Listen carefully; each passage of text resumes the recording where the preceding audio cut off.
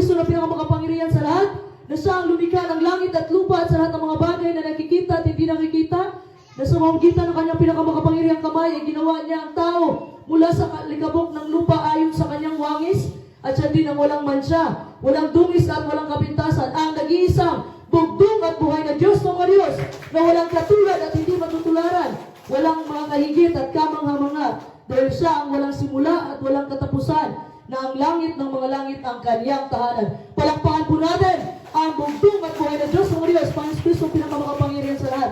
At palakpakan din po natin ang mga banal na anghel ng bugtong at buhay na Diyos, mga Diyos, na kasama natin sa loob ng 6 na araw hanggang sa mga oras na ito, mga kapatid. Palakpakan po natin, mga kapatid. At palakpakan po natin ang mga sugo ng bugtong at buhay na Diyos, walang iba, ang ating mahal at kagalang-galang na Father Lahi, at ang pagbabalik ng Espiritu at kapangyarihan ng bugtong na sugo, walang iba, ang ating mahal at kagalang-galang na Pastor Lahi. Palakpakan po natin, mga kapatid. Sa lahat po ng mga bata, mga lalaki, mga babae, mga pamilya na nandito ngayon, na hindi ko po maisa-isa sa sobrang dami, palakpakan po natin ang bugtong at buhay na Diyos ng mga Diyos, mga Espiritu pinakamakapangyarihan sa lahat. Alam niyo po ang sinabi ng banal na kasulatan, 2 o 3 lang, nasa gitna ang bugtong at buhay na Diyos. Pero sobra na po ito sa 2, sobra na rin sa 3. Kaya palakpakan po natin ang bugtong at buhay na Diyos.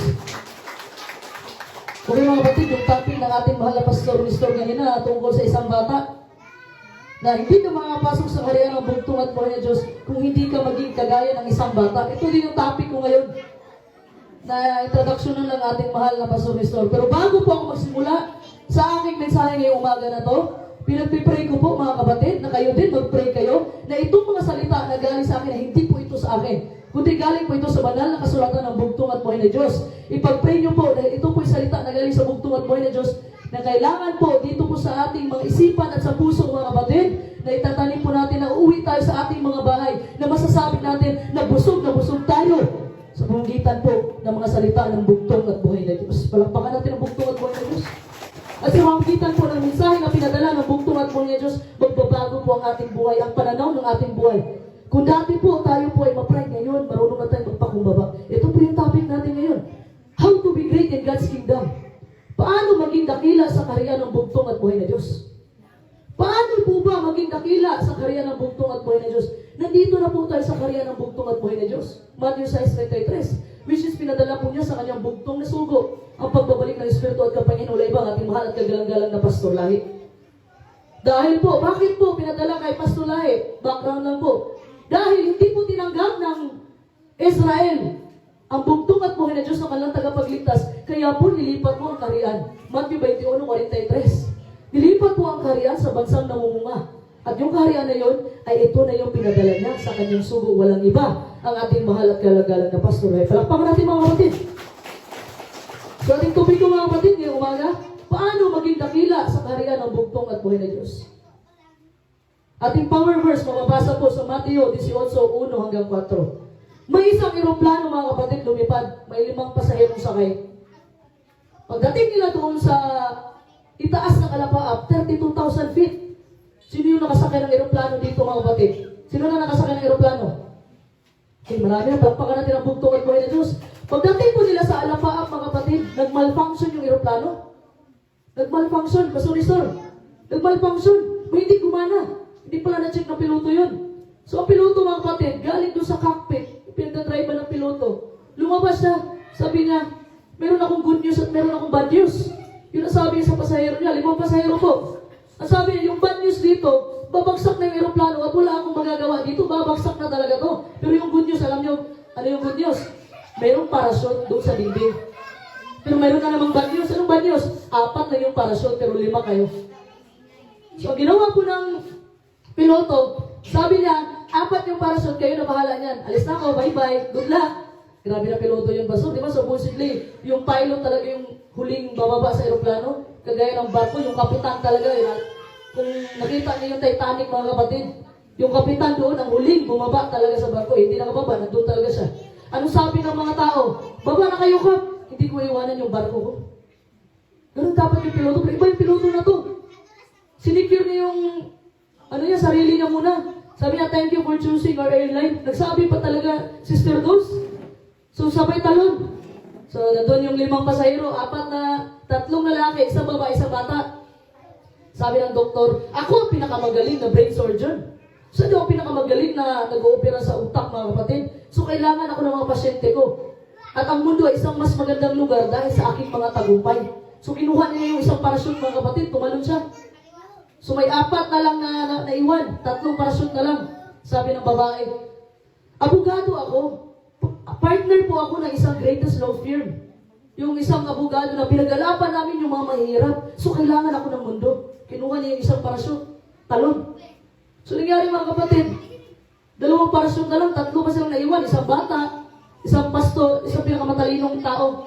Sabi nung pinaka-smartest man sa buong mundo, sabi niya, ako ang pinakamatalino sa buong mundo. Walang kahit sino makakapagsukat ng aking katalinuhan. So, sana ay maintindihan ninyo na kailangan ko itong isang parachute kasi kailangan ako ng mundo. Tumalon siya mga kapatid, nakabakbak yung parachute eh. Pagtalon niya, sabi na, naiwan mga kapatid, yung pastor na lang at yung bata. Sabi ng pastor, bata ka pa, marami ka pang pwedeng gawin sa buhay. Sa'yo na lang yung parachute na yan. Okay na ako, nagawa ko na yung mission ko. Ikaw, marami ka pang pwedeng gawin sa buhay. Sabi ng bata, pastor, estudyante pala yung bata na yan. Sabi niya, pastor, huwag kang mag-alala.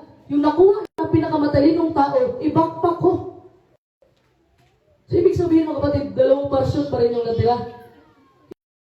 Yung nakuha pala na bag ng matalinong tao, yung akala niya parachute, backpack pala yun ng bata, mga kapatid. Na walang laman, kundi baon niya. So, tumawa yung bata. So, yun mga kapatid, yung pinaka-smartest man in the world, mga kapatid, dahil sa sobrang pagmamalaki niya sa sarili niya, kung gaano kataas yung lipad niya, patay ang bagsak. Ganun po ang nadadala ng pride sa ating sarili. Kung gaano kataas yung lipad natin, ganun din po kasakit pag nabagsak. Maganda sana kung napilayan ka lang. Ay talaga, kagaya ng isang matalino na, so palakpakan natin ang bugtong at buhay na Diyos. Sino po ba ang pinakadakila dito sa karya ng bugtong at Matthew 18:1, no? Purihin ang bugtong. Nang oras na yaon ay nagsilapit ang Diyos na nagsasabi sa dakila sa kaharian ng langit. Alam niyo po ang tinanong mga disipulo. Alam po ninyo ang tinanong nila. Hindi lang po kung sino ang dakila, kundi sino ang pinakadakila. Sino ang pinakadakila?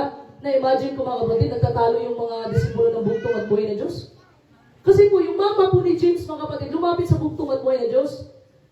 Sabi niya, paupuin mo yung anak ko sa kanan at yung isa sa kaliwa. Sabi ng bugtong at buhay, kung kaya lang inumin yung kupa na iniunom ko, yung posisyon dyan sa kanan at kaliwa ko, hindi ako ang maglalagay nan. Hindi ang Ama na nasa langit. So that's why mga kapatid, nagagawan sila. Sino ba talaga?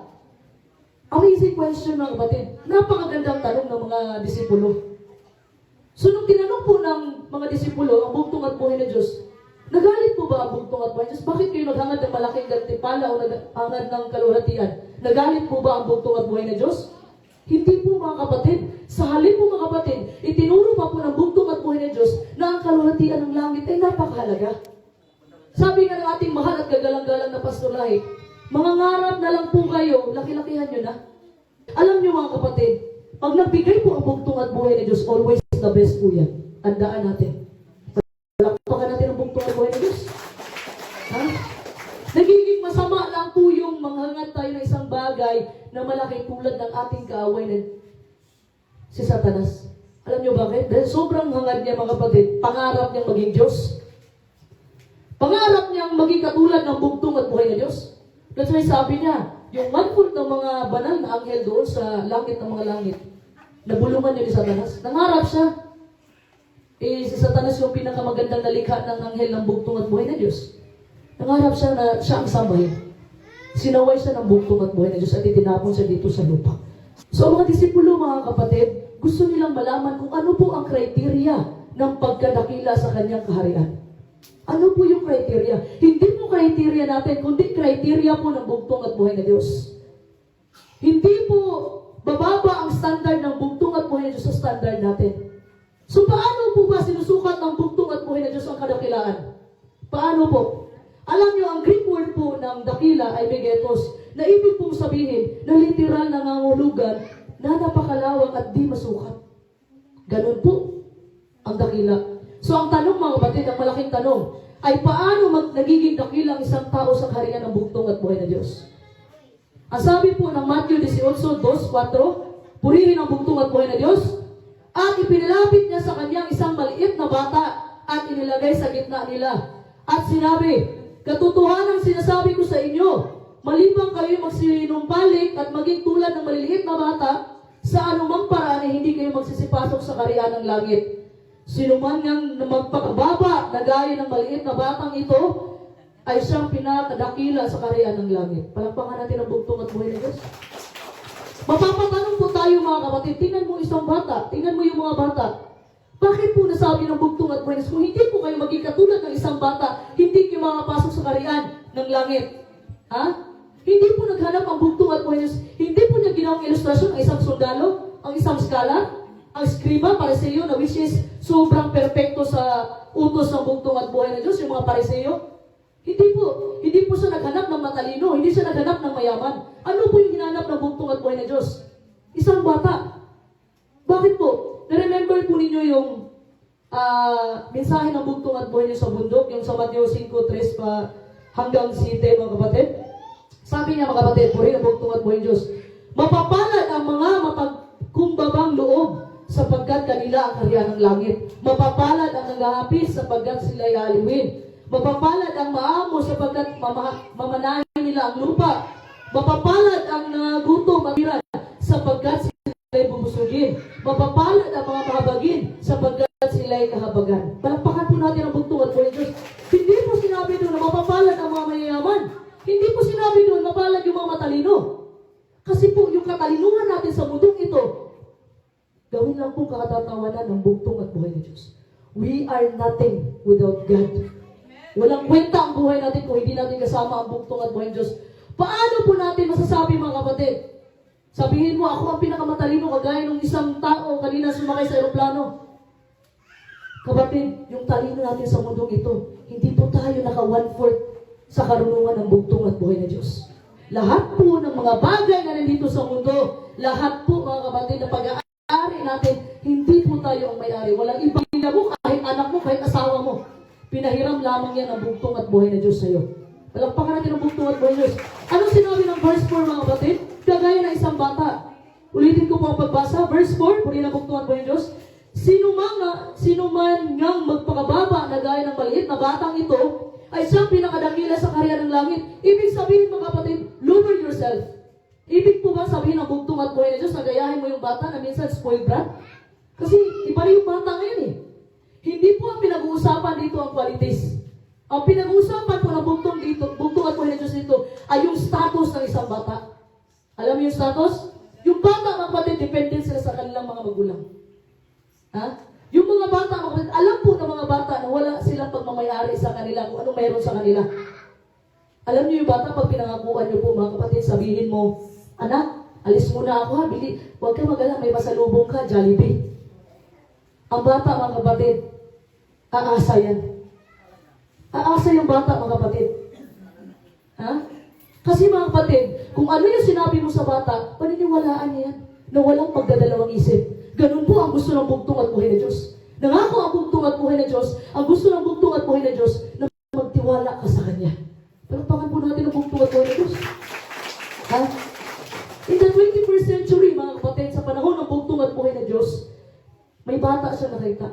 Kasi po, nung panahon nila, mga kapatid, wala pang technology. Yung mga bata ngayon, sa totoo lang, hindi ko naman po nila lahat ng mga bata. Yung mga bata po ngayon, mga kapatid, hindi mo na mauutusan kasi babad na sa cellphone. Usually, mga kapatid ha, hindi po lahat, hindi ko nila lahat, pero karamihan po ng mga bata. Dahil po, nag-upgrade po yung technology. Nag-upgrade po. Noon, yung mga nanay ngayon, yung mga tatay ngayon, sabihin na, isang tawag lang ng nanay namin, magulang namin, uwi kami agad. Kahit ako, mga kapatid, nakaranas ako niya sa magulang ko. Isang pito lang, pastor. Pag hindi ikaw ay patay, piti talaga. Pero ngayon, ang bata ngayon, nandyan na nga, ang lapit lang, bingi pa. Totoo, general, totoo? Ang lapit lang, kapatid, bingi pa. Hindi po ang ibig sabihin. Kasi during sa 21st century, sa panahon ng bugtong at buhay na Diyos, ang mga bata po noon, wala pang technology.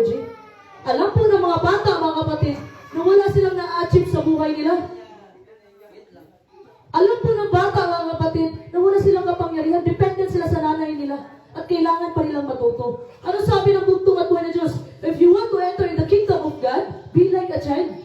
Kung gusto mo kayo pumasok sa karya ng bugtong at buhay na Diyos, maging katulad kayo ng isang bata. Dapat mo maging dependent tayo sa ating bugtong at buhay na Diyos. Sabi po mga kapatid, hindi ka makakapasok sa karya ng langit, ng mga langit, sa karya ng bugtong at buhay na Diyos mo, hindi ka marunong magpakumbaba. Hindi ka marunong magpakumbaba kagaya ng isang bata na tinawag na dakila sa karya ng langit. Ano sinabi ng bugtong at buhay na Diyos? Kung sino lang yung mga taong mapagkumbaba, mga kapatid, yun lang ang tatawaging dakila sa karya ng bugtong at buhay na Diyos. Magpakumbaba. Mahirap po kapatid ang magpakumbaba.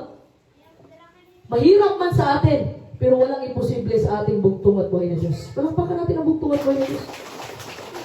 Alam mo mga kapatid, ang bata po ay itataas bilang tuktok ng kadakilaan. Kaya po mga kapatid, pag nag-pray ito mga bata, mapapansin nyo mga kapatid, pag ang bata ang nag-pray, yung mga anghel, yung mga banal na anghel ng mga bata, direct yan sa bugtong at buhay na Diyos. Kasi innocence pa sila mga kapatid eh. Inosente pa sila. Inosente pa po sila. Mahal po ng bugtong at buhay na Diyos sa mga bata. Kaya pag may pinapipray ng bata, kaya gaya ni Ate Michelle, si Yuna, nagpipray sa kanya, bugtong at buhay na Diyos, pagaliin mo ang aking mami, ganyan. Walang minuto mga kapatid. Ganun ang bata pag nanalangin. Kasi pag ang bata nanalangin mga kapatid, walang kinikimkim na sama ng loob. Palakpakan natin ang bugtong at buhay na Diyos. Ha? Ano ba yung maging childlike faith?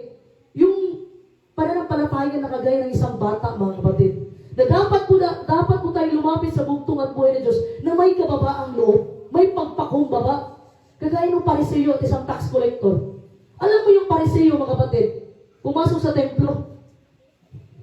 Nagdasal yung pariseyo. Sabi niya, bugtong at buhay na Diyos, maraming salamat, hindi ako kagaya ng isang tax collector na to, na isang cheater, maniningil ng buwis. Salamat bugtong at buhay na Diyos, ako nagbibigay ako ng, sumusunod ako sa iyong kautusan, nagbibigay ako ng ikapo. Sinunod na niya lahat mga kapatid. Anong sabi ng isang tax collector? Hindi siya makatingin sa bugtong at buhay na Diyos. Hinawakan po niya ang kanyang dibdib. Sabi niya, hindi ako karapat-dapat tumawag sa iyo, bugtong at buhay na Diyos, dahil ako'y makasalanan. Doon po ang pagpapakumbaba. Ang kailangan po ng bugtong at buhay na Diyos, ang pagpakumbaba mga kapatid. Dahil kahit ano pa ang nagawa mo sa karya ng bugtong at buhay na Diyos, hindi ka marunong makipag-ayos sa iyong kapwa, sa iyong kapatiran, magiging useless po lahat ng ginawa mo sa kaharian sa bugtong at buhay na Diyos. Kahit ano pa ang ginawa mo sa kaharian ng bugtong at buhay na Diyos, pero sira yung relasyon mo sa iyong kapwa, mga kapatid, sa iyong kapatiran. Sabi nga ng banal na kasulatan, makipag-ayos ka muna kung sino ang kagalit mo bago ka magbigay ng handog sa akin. Alam mo mga kapatid, nasa huling kapanahunan na po tayo. At hindi na po ito panahon para mataas tayo sa ating sarili. Kundi ito po yung panahon na magpaunahan o magkarera sa pagpapakumbaba. Palakpakan natin ang bugtong at buhay na Diyos. Ha? Kailangan po maging katulad tayo na isang bata, mga kapatid, na kailangan natin lumapit sa bugtong at buhay na Diyos na may kababaang loob, may pagpakumbaba, may tiwala, may pananampalataya. Simple and pure. Alam niyo, pag may hiningi kayo sa bugtong at buhay na Diyos, diretso na. At kagalang-galang na Father, like kamungkay lang yung kailangan mo, marami ka pang pasikot-sikot. Ha? Yung bata kasi mga kapatid, kung anong gusto nila, yun yung gusto nila. Dito po sa kaharian mga kapatid, dito po, mas binabalyo po natin dito sa loob ng kaharian ng bugtong at buhay na Diyos, yung pagpapakumbaba kaysa sa lakas. Binabalyo po dito sa kaharian ng bugtong at buhay na Diyos, baba kaysa sa kapangyarihan. Yung pagpakumbaba kaysa sa mga nagawa mo sa loob ng kaharian. Yung pagpapakumbaba kaysa sa yaman. Yun po yung value dito mga kapatid. Sabi po na banal na kasulatan, kung sino man po ang magsabi na ako'y dakila sa kaharian, hindi po sinasabi niya na ako ay malakas, kundi ang sinasabi po, ako ay mahina. Ako ay walang kapangyarihan. Ako ay hindi banal at ako ay makasalanan. Without God, I am nothing, I have nothing. Kung wala po ang bugtong at buhay na Diyos, walang silbi ang buhay ko. Alam mo kapatid, pag wala ang bugtong at buhay na Diyos, hindi mo kasama, walang direksyon ang buhay mo. Parang ang lumalakad mga kapatid na hindi mo alam kung saan ka papunta. sumakay lang na nag-joyride ka, na hindi mo alam kung saan ka punta, ikot-ikot lang kayo. Kung wala ang bugtong at buhay ni Diyos sa buhay mo, kapatid, walang direksyon ang buhay mo. Ha? Know your purpose. Bakit ka nandito sa kaharian? Dahil lang ba gusto mo lang sa kaharian? Hindi po, kapatid. Sinasabi ko po lagi, mga kapatid, na hindi po tayo ang pumili sa bugtong at buhay ni Diyos. So, 1:15-16, sino pong nagpili sa atin? Walang iba, kundi ang bugtong at buhay ni Diyos. Palakpakan natin ang bugtong at buhay ni Diyos. Pero make sure lang, mga kapatid, sabi ng kanta ng ating mahal at kagalang-galang na Father Lahit, be sure to hold your number in His kingdom. Hawakan mo ang iyong numero. General, hawakan mo. Yung inuupuan mo ngayon, sa tingin mo, kapatid, pag tumayo ka dyan, bakante pa rin yan? Hindi na, may papalit na. Sa anong paraan, mga kapatid, na hinawakan natin yung pananampalataya natin? Hawakan po natin yung pananampalataya po natin. Maraming mga pagsubok, yes. Maraming pagsubok. Kasi hindi naman sinabi ng bugtong at buhay, sayahay kayo dito sa mundo eh. Ha? Hawakan po natin yung numero natin, yung pananampalataya natin. Pag once po, mga kapatid, ayaw mo na magsimba, nagtampo ka. Ang bugtong at buhay ng Diyos, mga kapatid, marami pang nakaabang sa numero na hinahawakan mo. Ha? Magtatampo pero hindi ka lalayo sa bugtong at buhay ng Diyos. Yung tampo mo, kapatid, ipagdasal mo sa bugtong at buhay ng Diyos sa tanggalin sa iyo yan. Kasi kung anong sinabi ng banal na kasalanan, kung ang dahilan lang na mapunta ka sa impyerno, yung mata mo, kunin mo yan. Kung ang dahilan lang mapunta ka sa impyerno, yung kamay mo, putulin mo yan. Hindi na po panahon ngayon, mga kapatid, na magtanim tayo ng sama ng loob sa ating kapatiran o sa ating kapwa o sa ating kapitbahay.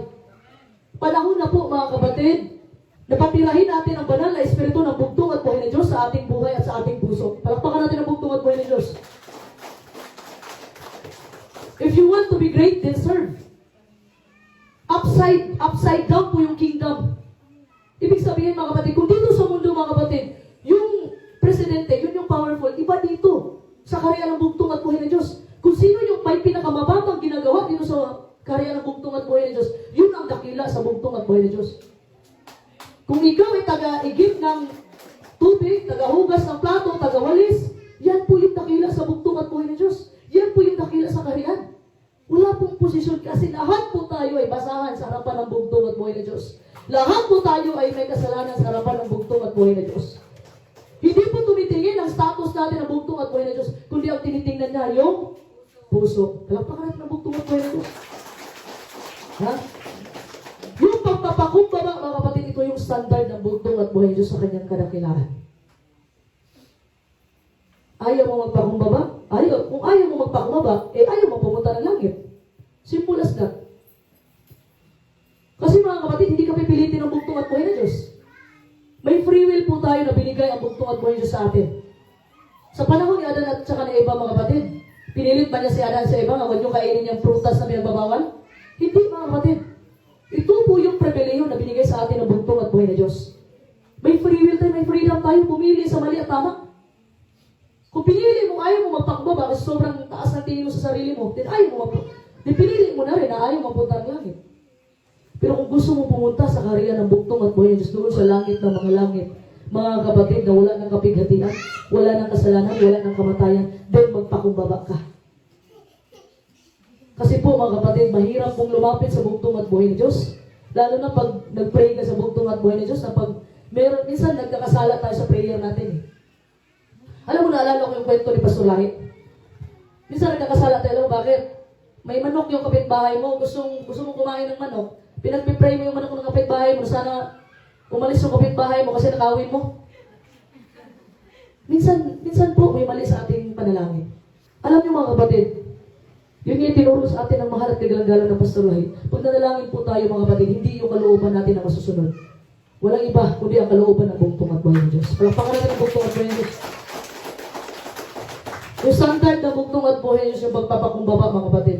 So that means mga kapatid, na sinusukat po ng bugtong at buhay ng Diyos yung buhay natin sa pagkadakila ay tinitingnan po niya ang motibo ng ating puso. Alam niyo mga kapatid, wala pong ibang nakakilala sa atin, wala pong iba kundi ang bugtong at buhay ng Diyos. Si Satan po mga kapatid, hindi niya alam yung puso natin. Hindi niya alam anong iniisip natin. That's why mga kapatid, noong panahon na binitrate na ni Judas ang bugtong at buhay niya, sabi niya, Ano sabi ng bugtong at buhay Diyos? Gawin mo na anong dapat mong gawin. Tsaka pumasok si Satan kay Judas. Nag-aantay lang din si Satan, sino ang sasabihan ng bugtong at buhay na Diyos? Tsaka siya pumasok kay Judas. Ha? Kasi hindi po alam, mga kapatid, hindi alam ni Satan kung anong iniisip ng tao at ano ang puso ng tao. Wala lang pong ibang nakakala kundi ang bugtong at buhay na Diyos lang. That's why po, sinabi ni Apostol Pablo, linisin po ninyo ang inyong mga puso at inyong isip. Nanilamin po kayo sa bugtong at buhay na Diyos, tapos yung isip nyo sobrang gulo. May kagalit pa kayo, marami kayong kaaway. Mahirap po, mga kapatid. Mahirap lumapit sa bugtong at buhay na Diyos. Mahirap humingi ng tulong sa bugtong at buhay na Diyos na may sama ka pa ng loob.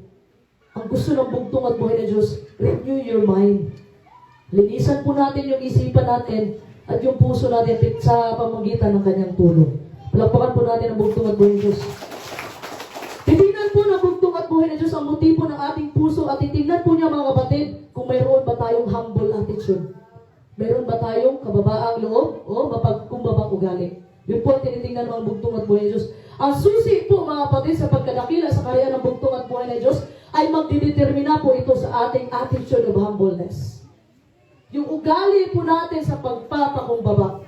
Alam niyo, mga kapatid, yung pagpapakumbaba, ito yung totoong sukat ng pagkadakila. Una, mga kapatid, maghangad po tayo na gumawa ng mabuti ng walang pagkakilala. Ibig po sabihin, aspire to do good without recognition. Sabi nga na banal na kasulatan, pag nabigay yung kaliwa mo, huwag mo nang ipaalam sa kanan mo. Huwag mo nang ipagsigawan. Sikreto lang.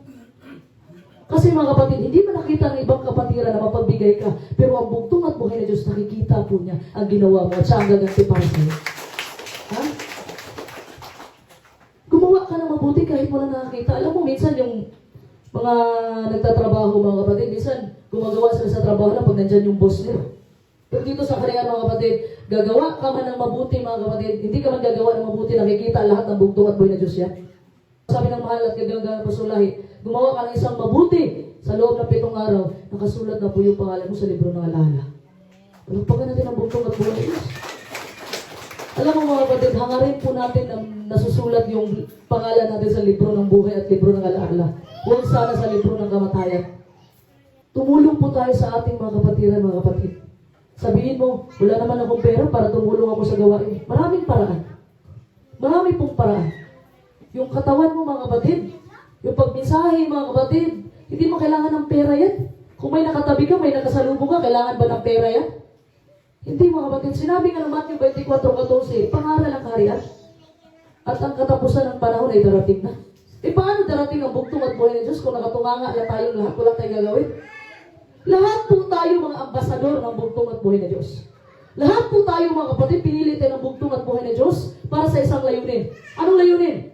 Matthew 24:14, para ipangaral ang kaharian ng bugtong at buhay na Diyos sa buong sanlibutan. Palakpakan natin ang bugtong at buhay na Diyos. Ano pang pangalawa, mga kapatid? Tanggapin po natin, mga kapatid, ang insulto na hindi gumaganti. Kaya ba natin gawin ito? Wala na sumagot. Kaya ba natin gawin, mga kapatid, sa tulong ng bugtong at buhay na Diyos, na kung insultuhin man tayo, hindi tayo gaganti? Kaya, palakpakan natin ang bugtong at buhay na Diyos. Ibig sabihin, mga kapatid, handa na po kayo sa banal na Espiritu. Alam niyo, kailangan ng banal na Espiritu. Sinasabi ko, nagmensahin ako sa mga previews ng mga branch natin, mga kapatid, dito sa Balawan. Ang pagpunos po ng Espiritu ng bugtong at buhay na Diyos, Joel 2:28, Buhat 2:17-18, sa huling kapanahunan, bago pa ang malaking kapighatian, ay ibubuhos po ng bugtong at buhay sa kanyang Espiritu sa lahat, sa bata, sa matanda, sa babae, at sa lalaki.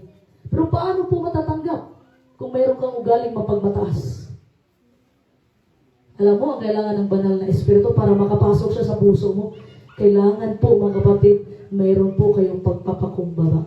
At mayroon po kayong, mga kapatid, na tanggalin na lahat ng sama ng loob. Alam niyo, mga kapatid, kung sasabihin niyo sa akin na handa na kayo, mga kapatid, handa na kayo sa banal na Espiritu, isa lang ang tanong ko, kung handa na kayo magpasampal sa mukha niyo. Kung sampalin yung kabilang pisngi niyo, ipasampal yung kabila. Kung kaya ninyong gawin yan, kapatid, din, handa ka na tumanggap ng banal na Espiritu. Pero hanggat hindi mo kayang gawin yan, na may sumampal sa'yo, may mga insulto sa'yo, gumaganti ka, hindi ka pa handa. Pero pag once masabi mo na yan sa bugtong at buhay ng Diyos, bugtong at buhay ng Diyos, handa na ako. Kung may sumampal sa akin, sa kabilang pisngi, kabila ko, then that's the time, you are ready. Ha? Handa ka na sa espiritu ng bugtong at buhay ng Diyos. Gusto nyo bang tumanggap ng espiritu ng bugtong at buhay ng Diyos? Gusto nyo ba? Palakpakan natin ang bugtong at buhay ng Diyos. So, sa lahat na nagsabi ng oo, mga kapatid, ugaliin po natin ang pagpakumbaba. Ha? Pangatlo, mga kapatid, magtanong, aminin yung pagkakamali, at ikumpisa nyo pa sa bugtong at buhay ng Diyos. Kasi dahil sa pride natin, ayaw nating aminin na mali tayo. Na tayo lang ang tama. Hindi naman ako rin nagkasala eh. Tinuro ng ating mahal at gagalang-galang na pastolay, kahit hindi mo kasalanan, humingi ka pa rin ng sorry. Dahil sa gagawin mo, doon lang mga kapatid, maluluwalhati ang bugtong at buhay ng Diyos. Doon, masasabi ng iyong kaaway na iba ka na. Minsan kasi ganun kapatid eh. Alam mo kung dati ma-pride ka, tapos biglang nagbago ka sa tulong ng bugtong at buhay ng Diyos, na ikaw na yung ginawa ng mali, ikaw na yung ininsulto, pero ikaw pa humingi ng sorry mga kapatid. Masasabi ng iyong kaaway na, sino kaya ang Diyos na pinaglilikuran nito? Kasi po, ang bugtong at buhay ng Diyos, mga kapatid, pinako siya sa krus. Pero bago siya pinako, pasan-pasan niya yung krus niya, mga kapatid. Pasan-pasan niya yung kasalanan natin. Dinuraan, sinampal. Hindi pa pinainom ng tubig sa loob ng 3 araw. Pero ano bang sinabi ng bugtong at buhay? Sinabi ba niya, lagot kayo sa akin ha, pag makaakyat na ako ulit doon sa langit na malangit, lagot kayo. Sinabi ba ng bugtong at buhay ng Diyos yan? Wala po kayo narinig sa bugtong at buhay ng Diyos. Kundi ano ba yung bunga ng banal na espiritu na doon yung pagpakumbaba ng bugtong at buhay ng Diyos, pagtitiis, pagsatsaga? Alam niyo bakit? Dahil sa pagmamahal niya sa atin. Palakpakan natin ang bugtong at buhay ng Diyos. Kung nagawa po ng bugtong at buhay ng Diyos ang magtiis, magpakumbaba, sino po tayo mga kapatid? Tayo ay hamak lamang nalilikha ng bugtong at buhay ng Diyos. Tapos kung makaasta tayo mga kapatid, parang tayo ang nagmamayari ng ating buhay. Gawin niyo yan mga kapatid. Kung may kagalit, kung hindi talaga siya marunong mag-sorry, ikaw humingi ng tawad. Humingi ka ng tawad sa kanya. At the time na ikaw humingi ng tawad, di ba sobrang gaan sa pakiramdam? Palakpakan po natin ang bugtong at buhay ng Diyos. Alam niyo mga kapatid, ano yung pinaka-common sa ating lahat? Ang pinaka-common po sa ating lahat ay ito yung tayo ay makasalanan, tayo ay broken, at tayo ay may kamangmangan. Ito po yung common sa atin. Pinaka-common sa atin yung pagkamakasalanan natin. Wala pong perfecto sa mundong ito. Walang kasalanan. Dahil araw-araw mga kapatid, nagkakasala po tayo. Ano pang-apat mga kapatid? Admire humility. Humanga po tayo sa pagpakumbaba. Kagaya ng mundo na hinahangaan yung kagandahan, kapangyarihan, kayamanan, impluensya at katanyagan. Kung gaano po ang mga mundo, mga kapatid, na hinahangaan nila yung kapangyarihan nito, yung kayamanan, ganun din po dapat tayo humanga sa pagpakumbaba dito sa loob ng kaharian ng bugtong at buhay na Diyos. Ha? Huwag na po tayong humanga sa pangmundo, mga kapatid. Alam niyo bakit? Kaya nga, father lahi, iba. Pastor lahi. Alam niyo yung Bisaya ng ibig sabihin ng lahi sa Bisaya, ang kapatid? Iba. O ibig sabihin, iba po tayo sa mga mundo. Pag once na bautismuhan na po tayo mga kapatid, ibig sabihin, pinatay na po yung dati nating mga ugali, yung dati nating pagkatao, at nabuhay tayong muli kasama ang bugtong at buhay ng Diyos. Binigyan tayo ng bagong buhay ng bugtong at buhay ng Diyos. Sabihin mo na, tsaka na ang bugtong at buhay ng Diyos. Correction mga kapatid, bago po ang pagbabalik ng bugtong at buhay ng Diyos, mayroon na pong close probation. Wala na pong pwedeng magsisi pagbaba ng bugtong at buhay ng Diyos. Sirado na po ang kaligtasan. Hindi po natin alam kailan babalik ang bugtong at buhay ng Diyos. Walang kahit sino nakakalam ng pagbabalik ng bugtong at buhay ng Diyos. Ang atin lang po ngayon mga kapatid ay maghanda po tayo at ihanda po natin ang ating mga sarili sa pagtanggap ng Espiritu ng bugtong at buhay ng Diyos. Kasi sabi ng Matthew 24:13, sino lang makakatiis hanggang wakas siya lang ang maliligtas. Paano po tayo makakatiis? Anong kailangan natin? Ha? Kaya ba natin, sinabi nga ng banal na kasulatan, kapangyarihan laban sa kapangyarihan, bansa laban sa bansa, kaharian laban sa kaharian. So kung kapangyarihan laban sa kapangyarihan, may kapangyarihan ba tayo mga kapatid? Wala. Ang kailangan natin yung Espiritu ng bugtong at buhay ng Diyos para makatiis tayo hanggang sa wakas ng panahon. Palakpakan natin ang bugtong at buhay ng Diyos. Alam mo mga kapatid, yung pagpakumbaba po mga kapatid, yung kababaang loob, ito po yung umaantik sa puso ng bugtong at buhay ng Diyos.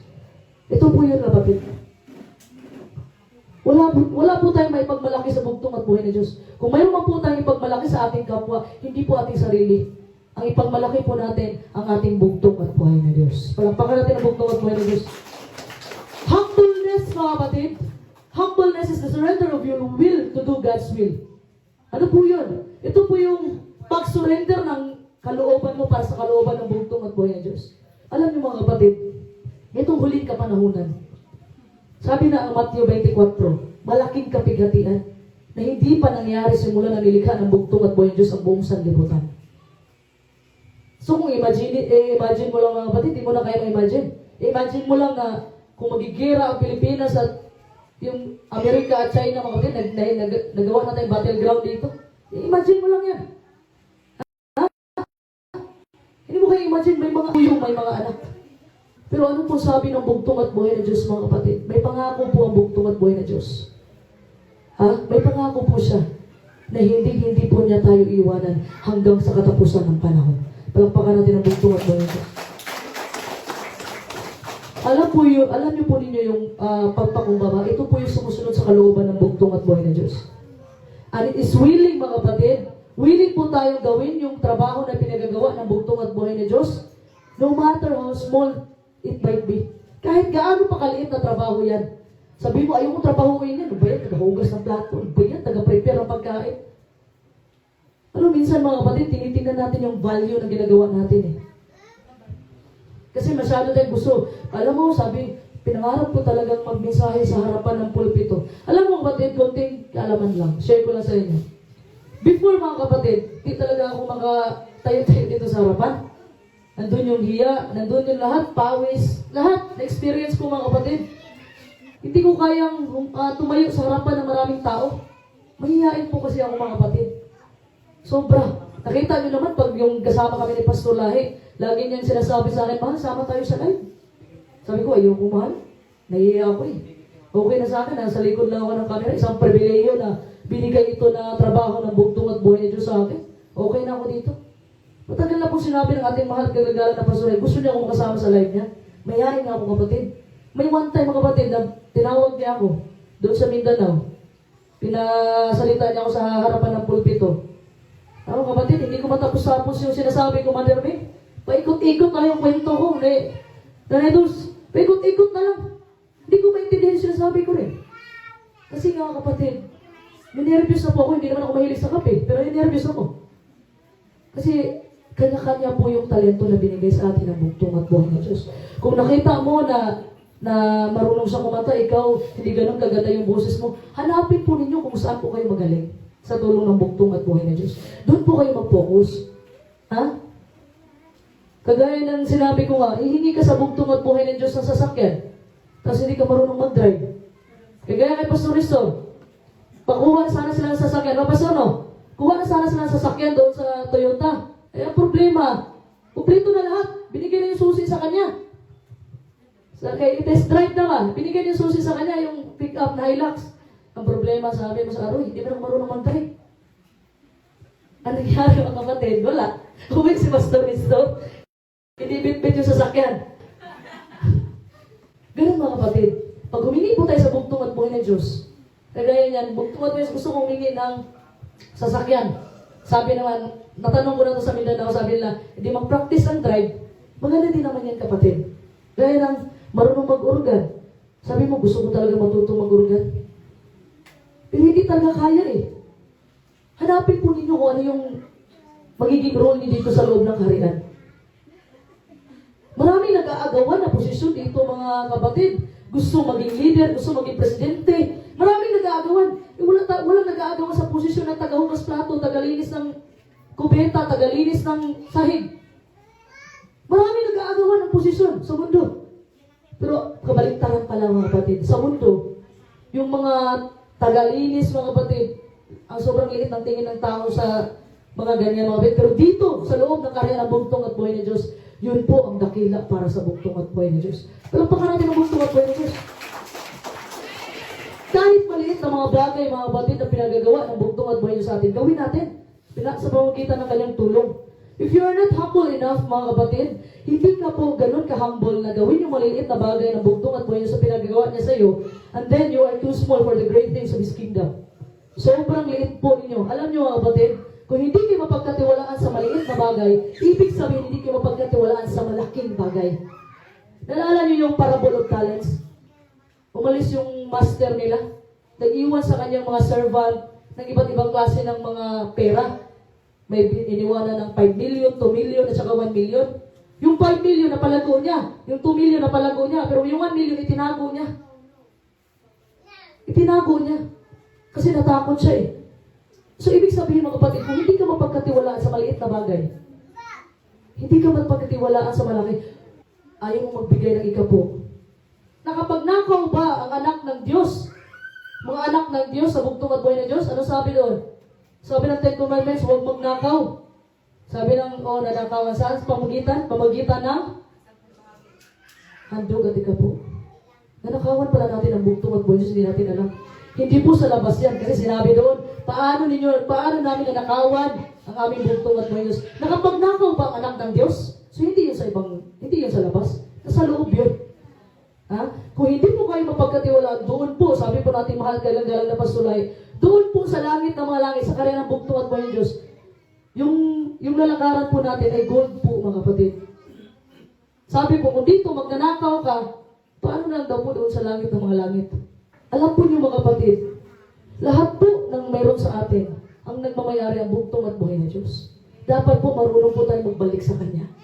Kagaya ng isang pastor na pumunta sa kanyang membro. Sabi niya, Pastor, pag marami akong pera, Pastor, bibigyan kita. Mga milyon. Isang pastor pumunta sa membro niya. Bibigyan kita, Pastor. Sabi niya, maganda yung plano mo doon. Lumabas yung pastor, mga kapatid, uwi na. May nakatali na manok doon, isa lang. Pang-derby siguro ng yun, ng membro niya. Sabi ng pastor, paglabas nakita ng manok na nakatali, sabi niya, pwede sa akin na lang yan. Nag-iisa lang yung manok na. Sabi ng membro, grabe ka naman, Pastor. Nag-iisa nga lang, kunin mo pa.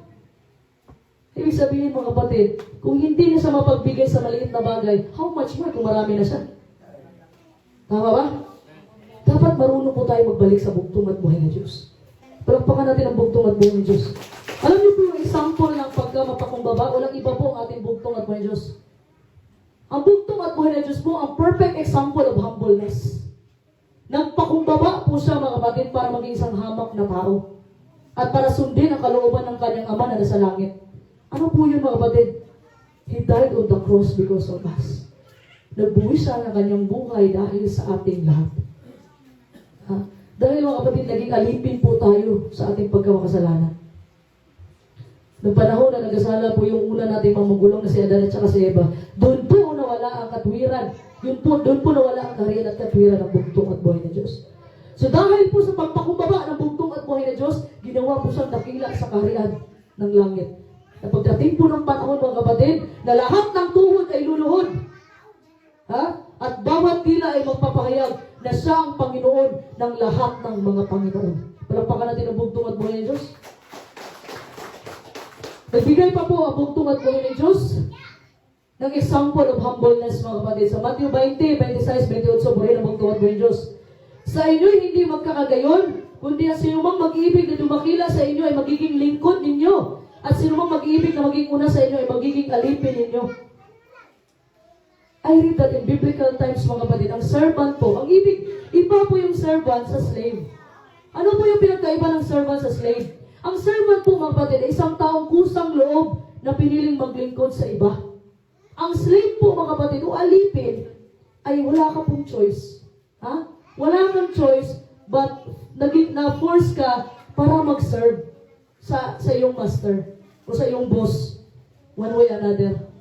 Ang servant po, ang Greek word is diakonos, samantalang ang slave is bondman. Ibig po sabihin, yung servant ay wala pong namimilit sa inyo. Ang servant po ay kusa po kayong nagbigay ng inyong paglilingkod sa bugtong at buhay na Diyos. Before po kapatid, bago po bumaba ang bugtong at buhay na Diyos dito sa mundo, sa pinakamababang uri ng pamumuhay, tayo po ay alipin. Ha? Hindi pa po tayo servant. Alipin po tayo. Ibig sabihin, slave po tayo. Saan po tayo slave? Slave po tayo sa ating kasalanan. Pero bumaba ang bugtong at buhay na Diyos, nagkatawang tao sa pinakamababang uri ng pamumuhay, at nagbuwis ng kanyang buhay doon sa Kalbaryo sa krus, at niligtas niya ito at binili niya tayo sa kanyang dugo, mga kapatid, kaya hindi na tayo alipin ng kasalanan. Dahil nagtagumpay po ang bugtong at buhay na Diyos doon sa Kalbaryo ng krus. Palakpakan natin ang bugtong at buhay na Diyos. So, tayo po ngayon ay mga ambasador na ng bugtong at buhay na Diyos. Ha? Lahat po tayo ay susuguin ng bugtong at buhay na Diyos. Hindi lang mga pastor, hindi lang mga elder, hindi lang mga sister, kundi lahat po tayo mga kapatid pagdating ng huling kapanahunan. Palakpakan natin ang bugtong at buhay na Diyos. Sa trabaho po natin mga kapatid, marami po, alam mo, pag nagtrabaho ka, gusto ma-promote ka. Ma-promote ka sa malaking posisyon kasi malaki sahod, tapos maraming magsiserve sa'yo. Ganun po sa trabaho. Ayaw po ng, sabi ko nga, maraming nag-aagawan ng posisyon sa taas, pero wala talaga nag-aagawan ng posisyon sa baba. Puro talaga pataas yan, gusto maging kapitan, gusto maging mayor, gusto maging senador, gusto maging presidente. Kahit may posisyon ka man o wala, kapatid, kung ugali mo na talaga ang tumulong sa iyong kapwa, o ugali mo na talaga ang matulungin, kahit wala kang posisyon, matulungin ka na talaga. Palakpakan natin ang bugtong at buhay ng Diyos. Ha? Minsan nangyayari din po ito sa loob ng simbahan, mga kapatid. Pag nasa taas tayo ng posisyon, sobrang taas din ang tingin natin sa sarili natin. Paano pag mataas yung tingin mo sa sarili mo, tapos wala ng membro na naiwan sa'yo kasi pangit yung ugali mo? Sino? Matatawag ka bang leader, mga kapatid? Ha? To be a good leader, must be a good follower. Kung gusto mo maging magaling o mahusay ka na pagka-leader, maging good follower ka muna. Pero alam mo kapatid, nililipat po natin yung mga pastor at elder natin. Alam niyo bakit? Dahil po, sila ay, nagpapakain po sila na sa ating espiritu sa pagitan ng mga salita ng bugtong at buhay na Diyos. Palakpakan natin ang bugtong at buhay na Diyos. Buti mga kapatid, wala yan sa atin. Dahil dito, nagtutulungan ang bawat isa. Sa loob ng kaharian, napapansin ko, nagtutulungan po ang bawat isa. Palakpakan natin ang bugtong at buhay ng Diyos. Sabi nga ng ating mahal kagalang-galang na pasulay, doon sa bahay namin mga kapatid sa Iligan, may nakapaskil na mga notes sa pasulay, mga verse. Sabi niya, kung gusto mo maging dakila, maghugas ka ng plato. Kung gusto mo maging dakila, maglinis ka. Alam mo bakit? Kasi dakila ka sa posisyon mo na yan. Alam mo bakit? Pag naghugas ka ng plato, di ba? Pag may makisuyo sa'yo, pwede pakihugas ito, Steph. O, di ba? Mabait. Ikaw yung leader dyan sa posisyon mo na yan. Ikaw yung leader sa kusina. Ganun, kung gusto maging dakila, maghugas ka ng plato. Kung gusto mong mauna, magpauli ka. Ganun na yan mga kapatid. Kasi upside down po yung kingdom. Hindi kagaya ng kingdom sa mundo, makamundo. Na kung sino yung nasa taas na posisyon, yun yung dakila. Dito iba. Lagi yung tandaan yan. Dito iba sa kaharian. Kung sino ang pinakamababa mga kapatid ang ginagawa, yun po yung dakila sa kaharian ng bugtong at buhay na Diyos. Palakpakan natin ang bugtong at buhay na Diyos. Ano po sinabi ng Matthew 20:28? Buhay na bugtong at buhay na Diyos. Gayon din naman ang anak ng tao ay hindi na parito upang paglingkuran, kundi upang maglingkod at ibigay ang kanyang buhay na pangtubos sa marami.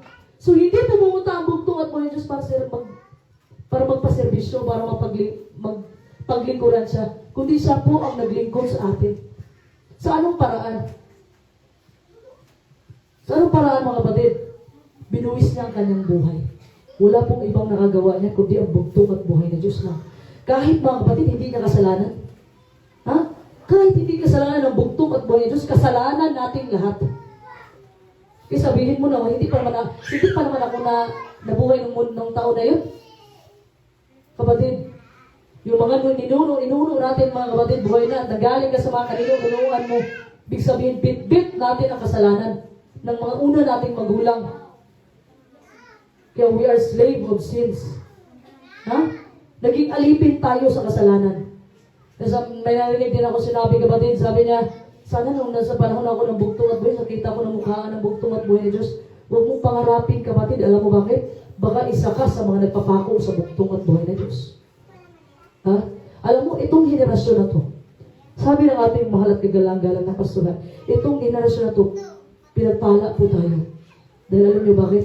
Itong henerasyon na to ang maaabutan ng bugtong at buhay ng Diyos. Tayo po ang maaabutan na bababa ang kaharian ng bugtong at buhay ng Diyos na may kapangyarihan.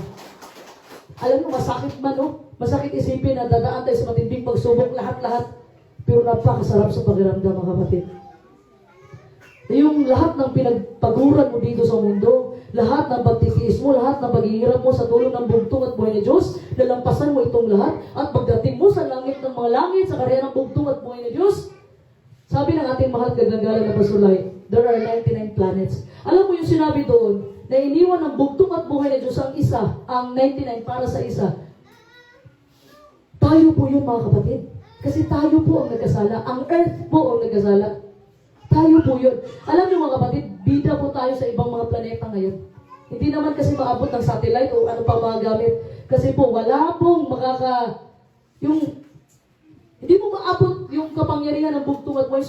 Yung kaalaman ng bugtong at buhay, hindi mo maaabot mga kapatid. Ha? Hindi mo maaabot. Sabi nga ng Revelation 7, na sa 4 na corner ng mundo, so ibig sabihin, hindi pala bilog ang mundo. Bakit? Yung bilog ba may corner ba yun? Ha? Sobrang talino po ng bugtong at buhay na Diyos. Sabi ng Revelation, pahayag 1 mga kapatid, na pagbaba ng bugtong at buhay na Diyos, galing sa langit ng mga langit, magkita po siya ng lahat ng mga mata. So ibig sabihin, papatagin po yung earth mga kapatid. Ibig sabihin mga kapatid, gagawing flat itong mundo. Kasi paano po makikita, hindi balance mga kapatid, nakacircle tayo. Bilog yung mundo. Pero sabi ng pahayag 1, lahat ng mga mata makakita sa pagbabalik ng bugtong at buhay ng Diyos. Palagpakan natin ang bugtong at buhay ng Diyos. Alam niyo mga kapatid, yung pagbaba mga kapatid, dapat mayroon po tayong pagkakaroon ng puso ng isang lingkod. Kasi po ang pagkatakila dito sa karya ng bugtong at buhay, hindi po magdetermina kung ilang taong nakapagserbisyo sa inyo, kundi yung attitude mo sa pagsiservisyo mo sa ibang tao. Ha? Same po sa ating mahal at kagalang-galang na Pastor Lahi. Yung ating mahal at kagalang-galang na Pastor Lahi, kung napapansin nyo po, pag nasa isang table kayo, siya po yung naglalagay ng mga pagkain. Ha? Ganun po ang ating mahal at kagalang-galang na Pastor Lahi. Hindi po siya yung nagpapaservisyo. Siya po mismo ang naglalagay ng mga pagkain dyan sa lamesa. At sa ano pang paraan mga kapatid? Alam mo, nung panahon ni Father Lahi sa Mindanao, hindi pa po marunong mangaral ang ating mga mahal na mga pastor at elder. Pero sa panggitan po ng tulong ng bugtong at buhay ng Diyos at pinadala niya na mensahe sa kanyang huling sugo sa pagbalik ng Espiritu at Kapangyarihan, Pastor Lahi, makikita niyo po mga kapatid yung mga pastor at elder na hindi sila nakapag-aral ng maayos, na hindi sila nakatapos ng pag-aaral. Pero pag nagsalita na sila mga kapatid sa harapan, malalaman mo talagang puspos ng banal na Espiritu. Palagpakan natin ang bugtong at buhay ng Diyos. Kasi po dati mga kapatid, may seminar talaga sa Mindanao. 1 week talaga yan. Elders Day. Doon natuturo ang ating mahal kagalang-galang na Pastor Lahi. Hindi po selfish ang ating mahal at kagalang-galang na Pastor Lahi. Bakit po? Lahat po ng natutunan niya, binigay niya sa kanya mga pastor at elder. Lahat po. Hindi po kagaya ng ibang mga leader na ako'y nasusunugin na lang nila yung kaalaman nila, yung karunungan nila. Pero iba po ang ating mahal at kagalang-galang na Pastor Lahi. Kasi sinishare po niya sa lahat ng tao kung anong nalalaman niya. Palagpakan natin ang bugtong at buhay na niya. Pag once mga kapatid, mapagkumbaba ka dito sa mundo, tinatawanan ka ng mundo, tinatawanan ka ng mga tao, tinutuya ka. Alam mo, pag nagpakumbaba ka, aapihin ka lang. Sabi niya, hindi ako magpakumbaba kasi aapihin lang ako eh. Alam mo mga kapatid, pag once umabot na po kayo sa punto na inaapi na po kayo mga kapatid, dapat kayong matuwa. Ha? Dapat kayong matuwa. Ibig pong sabihin, naranasan na ninyo ang naranasan ng bugtong at buhay na Diyos. Palagpakan natin ang bugtong at buhay na Diyos. Dapat kang matuwa. Dapat kang malungkot mga kapatid kung lahat ng tao ay gusto ka. Ha? Kung lahat ng kapitbahay mo nagustuhan ka, pero alam mo sa sarili mo, pangit ugali mo, nagustuhan ka, dapat ka pong malungkot. Dahil yan nakapalibot sa mga plastic yan lahat. Pag once sumunod po tayo sa bugtong at buhay na Diyos, marami po talagang mga api sa atin. Maraming pagsubok. Sabihan ka pa na, ano ba yung simba nila? Isang araw? Sabihan ka pa? Ano ba yung simba nila? Hindi po ito simba-simba. Totoo talagang samba ito. Hindi ito samba-samba lang. Kasi tiis ka isang araw talaga na pagsamba sa bugtong at buhay ng Diyos. Sabi mga kapatid, kung sino yung mangutya sa inyo, hayaan nyo. Sino yung magtutuya sa inyo, hayaan nyo kapatid. Alam nyo anong sagot nyo mga kapatid? Ha? Pag inaapi kayo, ano yung sasagot nyo? Alam nyo ba? God bless you kapatid. Palakpakan natin ang bugtong at buhay na Diyos. Kung dito sa mundo mga kapatid, inaapi ka lang dahil mapagkumbaba ka, pero sa mata ng bugtong at buhay na Diyos, kung sino yung mapagkumbaba mga kapatid, na nagsiservisyo sa ibang tao, tumutulong sa gawain, ay iyon po ang makakatanggap ng malaking reward doon, posisyon doon sa langit ng mga langit. Anong posisyon ito mga kapatid? Kasama kang uupo sa bugtong at buhay na Diyos. Palakpakan natin ang bugtong at buhay na Diyos. It is the highest honor given. Alam mo kapatid, pagpasok mo doon, sabihan ka ng bugtong at buhay na Diyos, well done, good and faithful servant. Mahusay, tapat, at mabuti na lingkod. Pero binibigay lang po ito ng bugtong at buhay na Diyos mga kapatid, doon po sa mga taong mapagkumbaba. Wala pong nakapasok sa kaharian ng langit na mapagmataas. Dahil baka mag-gira naman ang langit. Kagaya ng ginawa kay Lucifer. Lucifer noon, naging Satanas na ngayon. Dahil sa pagmataas niya mga kapatid, dahil sa pride niya na gusto niyang maging Diyos, tinapon siya sa lupa. That's why, galit na galit ang bugtong at buhay ni Diyos sa mga taong ma-pride. Pero naantig ang puso ng bugtong at buhay ni Diyos sa taong mapagkumbaba. Palagpakan natin ang bugtong at buhay ni Diyos. Alam mo mga kapatid, may story po ako about sa lion. Yung lion po mga kapatid is king of the jungle. Siya yung hari. Hari sa gubat. So dahil proud po itong lion mga kapatid sa kapangyarihan niya, isang araw, nag-decide siya na gusto kong mag-rubing-rubing doon sa mga nasasakupan ko. Sabi ng Lion General, gusto niya mag-rubing. Gusto niya ipaalam sa lahat na siya ang king of the jungle. Siya ang hari sa gubat. So confident siya kapatid. Pumunta siya, una niya pinuntahan, yung uso ba yan? Yung bear? Lumapit siya sa uso mga kapatid. Sabi ng Lion, sabi niya, who is the king of the jungle?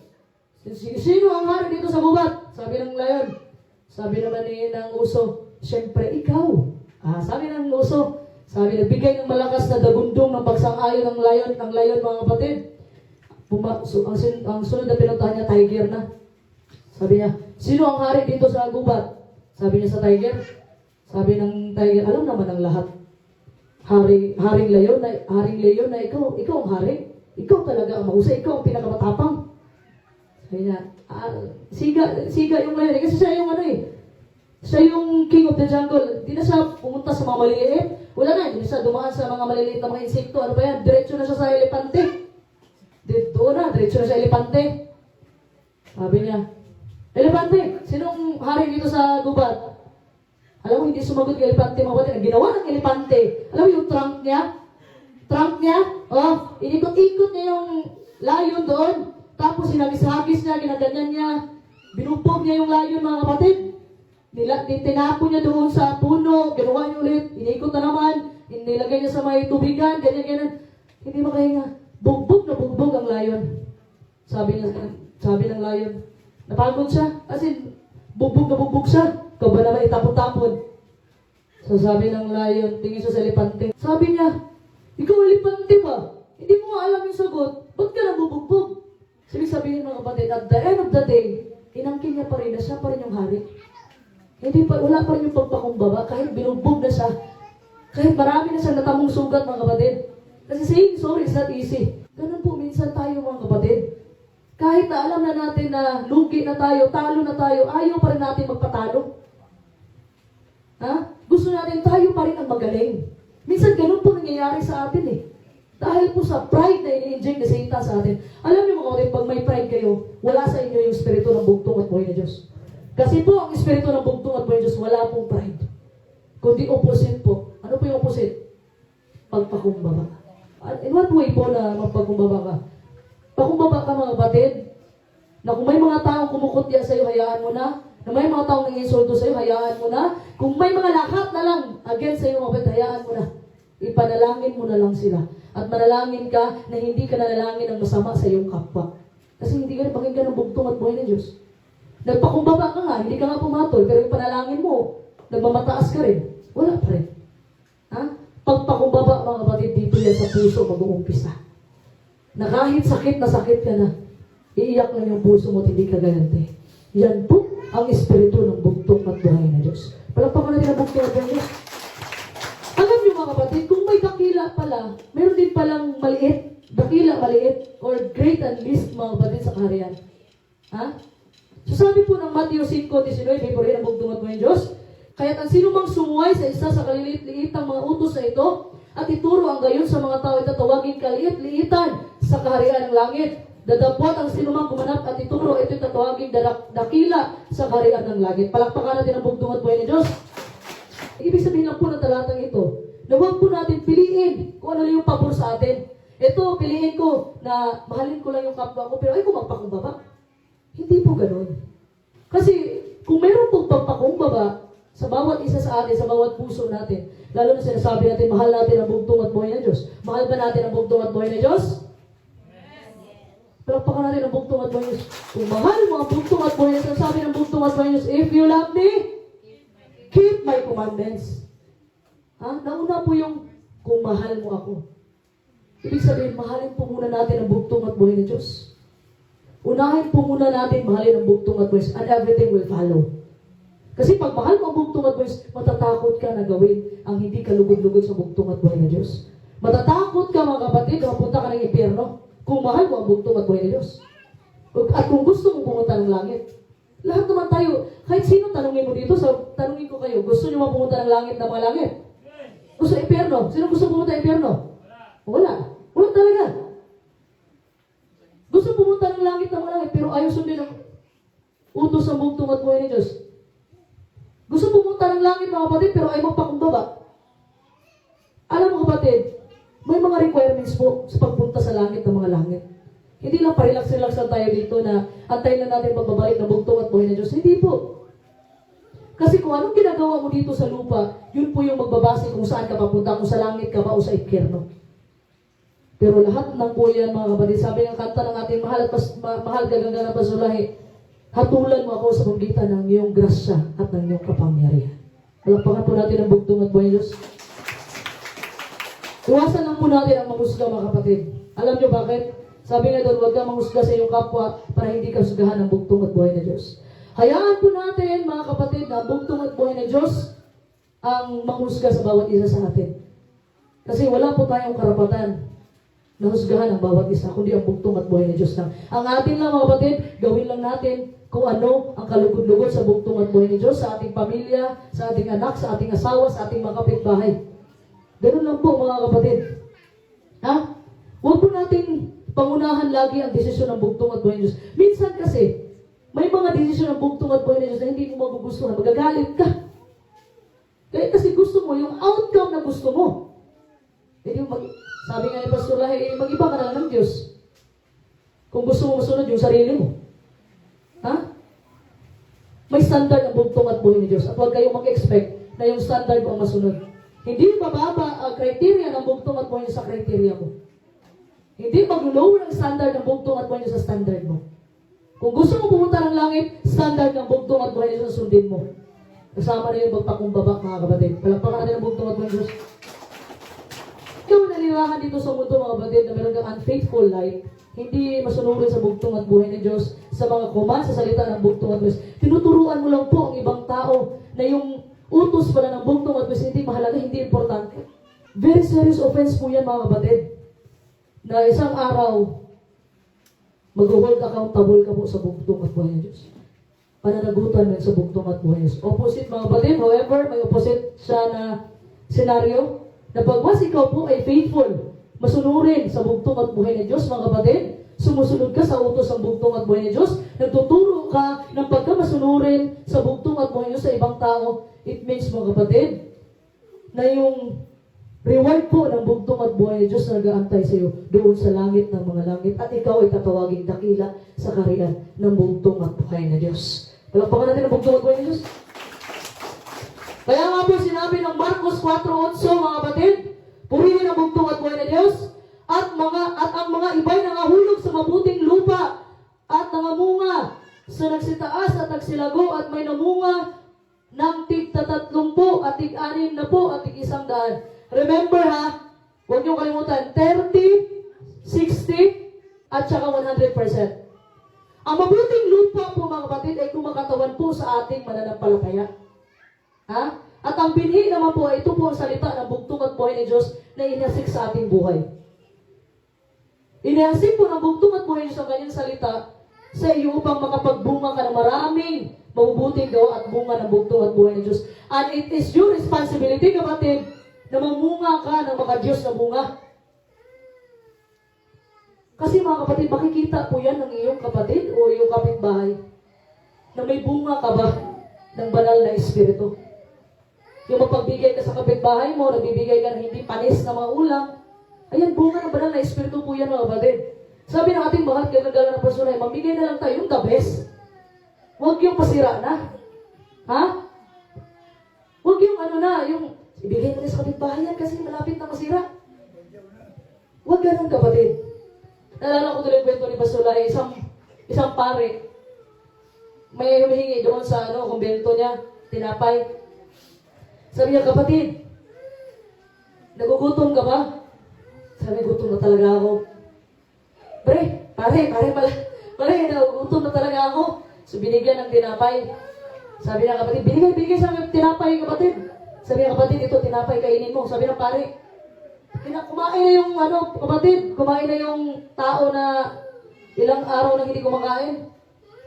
Sabi niya, Padre, may tanong lang ako sa'yo. Sabi naman ng pare, ano yun? Kapatid mo ba talaga ako? Sabi niya, kapatid, kitas panampalataya. Sabi niya, kung kapatid mo, bakit ka nagbigay ng panis? Ba't ka nagbigay ng sira na? Kung kapatid mo ako? Pag nagbigay po tayo, mga kapatid, wag yung basta lang makapagbigay. Noong panahon na bumalik ang bugtong, sabi ng mga tao, Panginoon, paano po ba namin kayo nabigyan? Ako'y, yung kanta ni Pastor Lahi na pinagpala, ako'y nagugutom, pinakain mo. Ako'y nauho, pinainom mo. Ako'y nakakulong, dinala mo. Ako'y walang damit, dinamitan mo. Sa ano pong paraan namin yun na-apply? Kasi po, pag may mga taong nangangailangan ng tulong, tulungan po ninyo. Kasi hindi nyo alam at malay nyo, isa yan sa mga banal na anghel ng bugtong at buhay ng Diyos. Palagpakan natin ang bugtong at buhay ng Diyos. So, responsibilidad po natin, mga kapatid, na mag-produce po tayo ng godly fruit.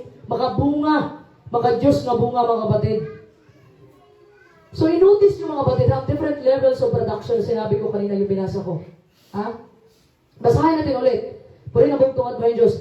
At ang mga iba'y nangahulog sa mabuting lupa at nangamunga ng nagsitaas at nagsilago at may namunga ng tig-30 at tig-60 at tig-100. So 30, 60, and 100. Remember mga kapatid, the parable of the sower? O po yung talinghaga ng maghasik? Yung buto po kapatid ay nahulog sa gilid ng daan. Yung buto nahulog sa mabatong lupa. Yung ibang buto nahulog sa matitinig na lupa. Yung ibang buto nahulog sa mabuting lupa. So hindi po ako mag-focus nito kasi ibang topic na to. Ang magpo-focus po tayo sa Mark 4:8 lang mga batid. Nakatuon po tayo mga batid sa pagsibol ng binhi at namumunga ng marami. Dito po yung pagtuunan natin ng pansin. So itong mga buto po mga batid, itong mga lupa na to, nagrepresenta ito sa iba't ibang sagot mo pag nakarinig ka ng salita ng bugtong at buhay ng Diyos. May iba kasi nandito ngayon, pag nakarinig ng salita ng bugtong at buhay ng Diyos, pag dumating yung pagsubok, wala na. Talikod na sa pananampalataya. Ha? Meron naman mga batong lupa mga kapatid na yung ugat wala sa puso. Dito lang sa tenga. Ha? Pero may mabuting lupa mga kapatid na nasikan ng magandang ng mga buto. Ito yung mga kapatid. Yung Marcos 4:8. Yung iba nag-produce ng 30, 60, and 100. So throughout your lifetime mga kapatid, ang bugtong at buhay ng Diyos ay nagbibigay ng iba't ibang pagkakataon na parangalan siya. Ha? At mamunga po tayo ng mga Diyos na bunga na tumatagal magpakailanman. The sad truth is, ang medyo nakapanghina ng mga kapatid na hindi po lahat na nabigyan ng bunga, hindi po lahat na nabigyan ng opportunity ng bugtong at buhay ng Diyos na ginamit po natin para makapag-produce tayo ng bunga. Hindi po lahat Some of us na walang ginagawa sa karinan. Kontento ka na ba kapatid na magsimba ka lang na araw ng Sabado na walang ang gagawin? Sabi po ng ating mahal at kagalang na Pastor Lahi, pag nagsimba po kayo, huwag po kayong umuwi na wala kayong ginawa dito sa loob ng simbahan. Magkanta kayo. Pag tawagin kayo, kumanta kayo. Kayo agad kanta. Huwag po kayong umuwi na upo lang, Tapos hanggang mamayang hapon, tapos wala, ganun. Sabi po ng ating mahal at gagalang na pasunod, kailangan may contribute ka sa loob ng simbahan. Kung di ka marunong magmensahe, di ka marunong magtugtog, di ka marunong kumanta, hindi magmakata ka dito. Brother Jason, depende anong gusto mong gawin. Iba't ibang parangal ng bugtong at buhay na Diyos, mga kapatid. Napaparangalan po natin ang bugtong at buhay na Diyos, hindi lamang po sa pagkanta, hindi lamang po sa pagmensahe. Marami pong paraan. Marami po. Sa pagtulong mo, napaparangalan po ang bugtong at buhay na Diyos. Huwag ka pong umuwi na wala kang ginagawa sa loob ng simbahan. So ito pong bunga, mga kapatid, itong fruit, nagre-representa po ito sa mabubuti nating gawa. Ha? Ang spiritual growth, mga kapatid. Ito yung resulta, mga kapatid, sa genuine faith. Kung may genuine faith, mayroong peke pala. May peke pala ng palataya. Yes, meron. Sinasabi mo na ng palataya ka sa bugtong at buhay na Diyos, pero mapagmataas ka. Peke pa rin yan. Huwag mo ipagmalaki na marami kang nagawa sa karya ng bugtong at buhay na Diyos. Tapos yung relasyon mo sa kapatiran mo, yung relasyon mo sa kapitbahay mo, yung relasyon mo sa kapwa mo, hindi maganda. Huwag po natin ipagmalaki, mga kapatid. Wala po dapat tayong ipagmalaki sa sarili natin kasi walang natin. Ang ipagmalaki lamang natin, walang iba, kundi ang ating bugtong at buhay na Diyos. Palakpakan natin. Sabi po, mga kapatid, some will produce only 30%. Isipin niyo, mga kapatid, ito yung gusto kong i-explain sa tulong ng bugtong at buhay na Diyos. Nandoon na po sila sa mabuting lupa. Yung salita ng bugtong at buhay na Diyos ay nandoon na po sa mabuting lupa. Mabuting lupa na. Nandito ka, nagsisimba ka sa araw ng Sabado, sumusunod ka sa kalooban ng bugtong at buhay na Diyos, pero ang pinuproduce mo lang is 30%. Ano pong ibig sabihin yan? So, mayroon pong 70% na nasayang sa buhay mo. Bakit? Ano bang ginawa mo 70% mo? Instead, magbasa ka ng banal na kasulatan, nagtitiktok ka, nagpi-Facebook ka, nagsa-social media kahit ang ginagawa mo. Nasayang po yung 70%. Ha? Yung 70% sa buhay mo ay productive siya, wala kang ginawa. Imagine mo, kapatid, nasa mabuting lupa tayo. Pero some of us, mayroong 30% lang na hindi talaga binuhos ang kanilang pananampalataya, ang tulong nila sa gawain ng bugtong at buhay ng Diyos. Sabihin mo, kapatid, gusto ko magpapayat pero wala kang gagawin. Faith without action is dead, mga kapatid. Patay ang pananampalataya na walang gawa. Hindi lang sapat yung mananampalataya sa bugtong at buhay ng Diyos. Bugtong at buhay ng Diyos, mananampalataya ko sa ikaw na bahala sa pagkain ko ngayon. Hindi ako kikilos. Ang pananampalataya, faith is active, mga kapatid. Ibig pong sabihin, may gagawin ka. Hindi yung mag-antay ka lang sa bugtong at mga ba, gusto mo, bugtong at buhay sa pagkain sa'yo. Wala kang problema ang pananampalataya, mga kapatid. Pero patay po yung pananampalataya natin pag wala tayong gawa. Ibig sabihin, hindi lang po mananampalataya ka lang na umaga, tanghali, gabi, wala kang gagawin para sa bugtong at buhay ng Diyos, wala kang gagawin. Kailangan mo kumilos. Ha? Dahil ang pananampalataya is active po siya, hindi siya passive. Yung passive po, mga kapatid, is wala ka lang gagawin, mananampalataya ka lang. Ha? Gusto mong papayat, pero wala ka namang ginagawa, kain ka lang ng kain. Papayat ka ba niya? Hindi. Sabihin mo, gusto ko makatanggap ng Espiritu ng bugtong at buhay sa huling kapanahonan, pero di ka nagbabasa ng banal na kasulatan. Makatanggap ka ba? Hindi po sapat. Huwag po tayo mag-independent sa mga pastor at elder natin. Mismo tayo magbasa. Pero sabihin mo, paano po kami mga matatanda? Minsan, may nagtanong na rin yan sa mga kapatid. Sa Mindanao. Paano na po kami mga matatanda? Hindi na po kami marunong, hindi na kami nakakita ng maliliit pa yung mga letra ng banal na kasulatan. In every rules, there's an exemption. Alam po na bugtong at buhay na Diyos na hindi mo na kaya yan. May exempted po. May mga exemption po in every rules na ginagawa ng bugtong at buhay na Diyos. Kung gusto mong tumanggap ng espiritu ng bugtong at buhay na Diyos, magbasa po kayo ng banal na kasulatan. Pag mas magbasa kayo ng banal na kasulatan, mga kapatid, pinapapasok niyo po. Kasi po, pumapasok lang po yung banal na espiritu pag once nagbabasa po tayo ng banal na kasulatan. Kasi yung salita ng bugtong at buhay na Diyos, hindi mo maintindihan yan. Pagkarunungan mo lang yung papairal mo. Kailangan ang espiritu ng bugtong at buhay na Diyos para maintindihan natin ang bawat salita ng bugtong at buhay na Diyos na nakasulat sa banal na kasulatan. Palakpakan natin ang bugtong at buhay na Diyos. Ha? Ang kasunod, mga kapatid, 60%. Yun pa rin, pareho pa rin sa 30%. Nasayang yung 40%. Sabihin mo, doesn't look bad, di ba? Kasi lagpas na siya sa 50 eh. 60 na siya. Ganun pa rin, kapatid. Nasaan yung 40% mo? Anong ginawa mo sa oras mo sa 40% na yan? May ginawa ba tayo, mga kapatid, para sa kalwatian ng bugtong at buhay ni Diyos? Kapitbahay mo, nangaral ka na ba? Ginawa mo na ba ang lahat para sa bugtong at buhay ni Diyos? Mahihain kasi ako eh. Hindi ako marunong magmensahe. Simple lang, kapatid. Sabi ng ating mahal at gagalang-galang na pasulay, kung hindi po kayo marunong magmensahe, maraming mensahe ng ating mahal at gagalang-galang na pasulay, i-share nyo sa mga timeline nyo, sa mga Facebook nyo. Kasi hindi po bumabalik ang mga salita ng bugtong at buhay ni Diyos na walang natatamaan. Mayroon talaga yan. Ang trabaho natin, mga kapatid, magtanim lang tayo. Mensahe, tanim. Hayaan na po natin ang banal na espiritu ang humipo sa mga puso ng mga tao. Palagpakan natin ang bugtong at buhay ni Diyos. So, ang goal po dapat natin, mga kapatid, ay kagaya po tayo ng third group. Ano ba yung third group? Ano ba yung nasa third group? Ito po yung mag-produce sa 100%. Ang gusto ng bugtong at buhay is 100%. Ayaw yun ng 50, ayaw ng 60, ayaw ng 80, ayaw ng 90. Gusto ng bugtong at buhay is 100%. Malayo pa lang, mga kapatid. Dapat nakaprepare ka na susutin mo sa araw ng Sabado. Dapat excited ka lagi. Yes, Sabado na. Yung iba sa atin, Sabado na naman. Totoo yan. Dapat, mga kapatid, meron tayong yung laging uhaw tayo sa mga salita ng bugtong at buhay ng Diyos. Yung laging gusto natin makita ang bugtong at buhay ng Diyos. Kasi ngayong araw na to, araw ng Sabado, mga kapatid, dito po nire-release ng bugtong at buhay ng Diyos ang pagpapala, ang kagalingan ng mga sakit natin, spiritual, kaluluwa, material, physical, at ang pangatlo, mga kapatid, pagtanggal ng ating mga kasalanan sa loob ng 6 na araw. Talagpakan natin ang bugtong at buhay ng Diyos. Ha? Dapat always the best. 100% ibigay natin sa bugtong at Diyos. Hindi pwede, pwede na siguro ito, no? Maganda na. Pwede na. Huwag yung pwede na. Ang gusto ng bugtong at Diyos, ito na talaga. Malayo pa lang, kapatid, mag-prepare ka na suotin mo para sa Sabado. Kasi aharap po tayo sa hari ng mga hari. Baka mapareha tayo nung talinghaga ng kasal, mga kapatid, na hindi nakasuot ng pangkasal, pinalabas. Ha? Dapat maging prepare po tayo, mga kapatid. Hindi yung basta-basta lang natin bibigyan ng bugtong at buhay ng Diyos. Kasi ang bugtong at buhay, pag nagbigay sa atin, the best yung ibibigay ng bugtong at buhay ng Diyos sa atin. Tapos tayo, yung medyo lang. Hindi po dapat 100%. Ha?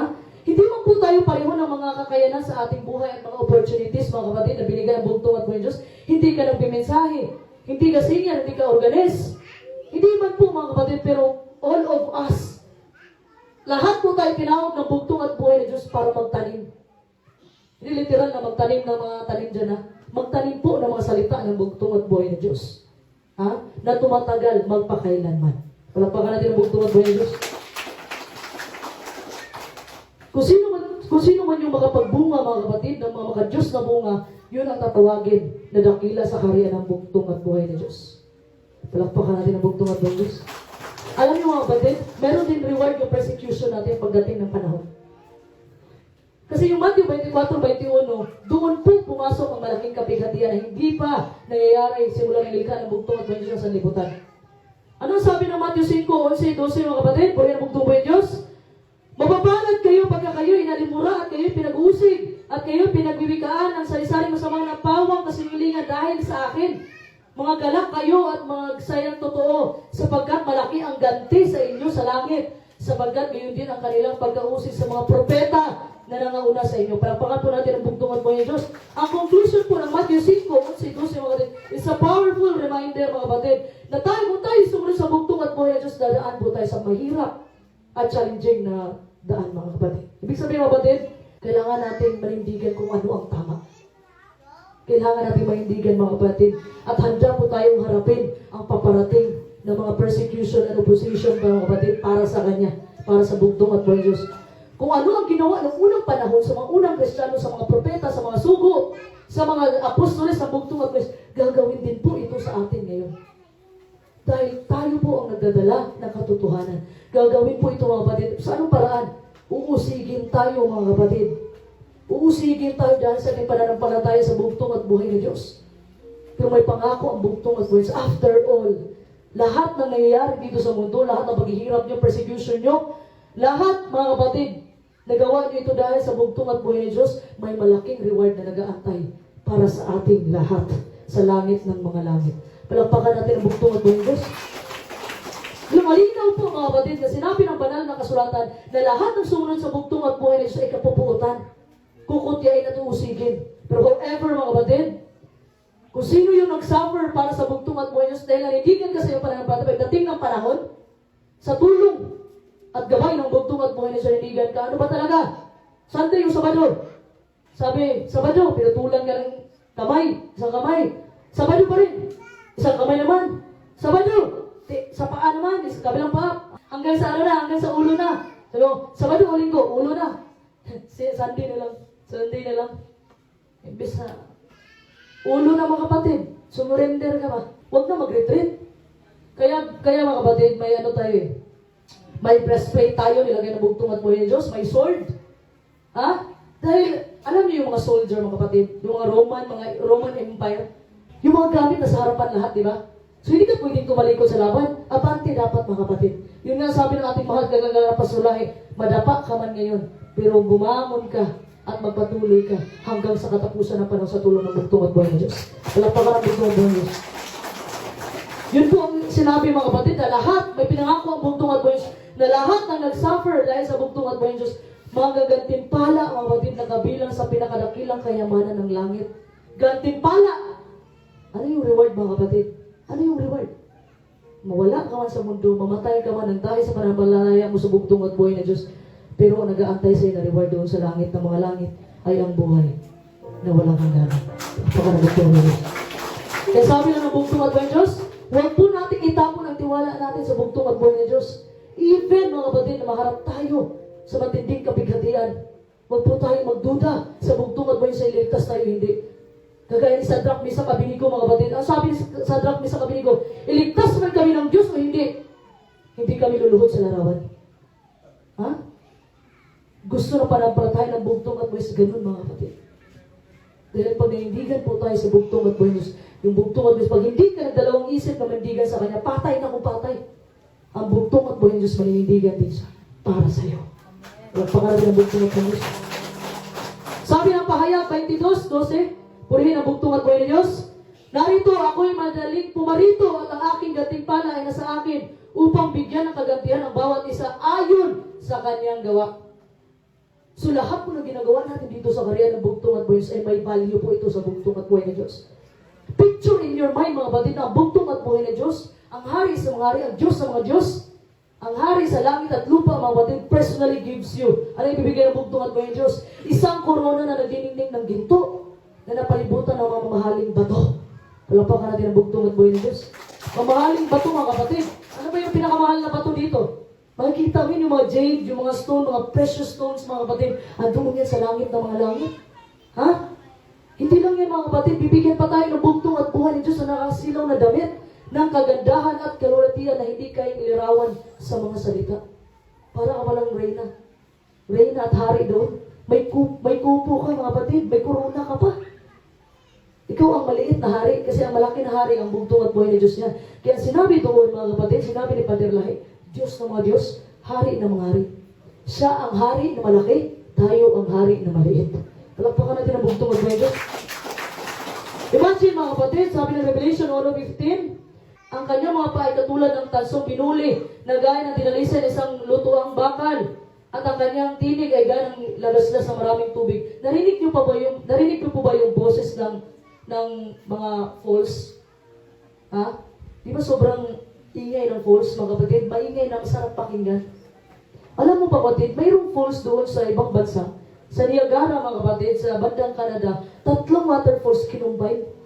Imagine niyo, mga kapatid, kung gaano kasarap pakinggan. Alam mo si Pastor Lahi, pag mga ganyan, nakasarap ng tulog niya.